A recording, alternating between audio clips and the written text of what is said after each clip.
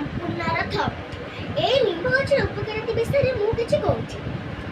ए निम्ब गछरे बहुत गुड़ाए औषध गुण अछि।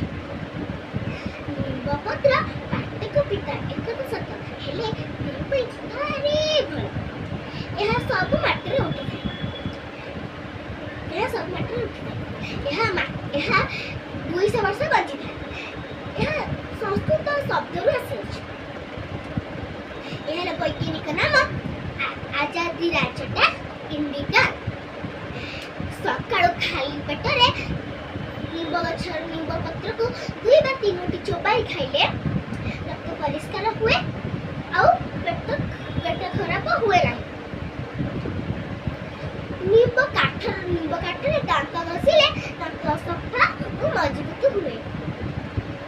निम्ब पत्र को बाटी के लगेले चर्म रोग हुए ना। चर्म रोग पुनी कोन जेमिति काछु कुंडिया झाड़ा दुर्गंध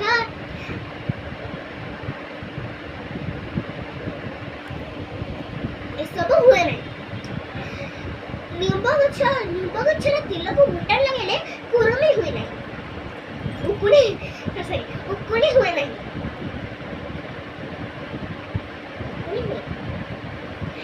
एमिति कि